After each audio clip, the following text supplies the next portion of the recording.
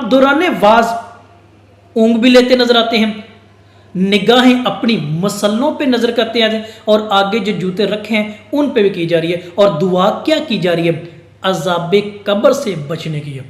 ظاہری طور پر جوتے، دبئی کے مسلح اور غلیظ گفتگو پہ بات کی گئی ہے، جبکہ دوسری طرف دیکھیں تو قبر کے عذاب سے بچنے کی دعا کی جا رہی ہے، اور مولوی صاحب واز کے دوران خاص کر سیاسی رہنما محمود صاحب کے لیے دعا کرے، اپنے لیے، لوگوں کے لیے ہدایت کا چشمہ نہیں کیا جا رہا ہے۔ اب اس کی مثال یہاں پہ دیکھیں، جو ابھی ہم نے بات کیا ہے، تو مصنف اپنی قلم نگاری سے کیا کر رہا ہے، وہاں پہ جو لکھے ہوئے ڈائیلاگ ہیں جو نمازی شیدی کو بیان کر رہے ہیں، اس کردار کو جو پھٹے پرانے کپڑے، غریب، تن تنہا کے معنوں میں ہمارے پاس دکھایا گیا۔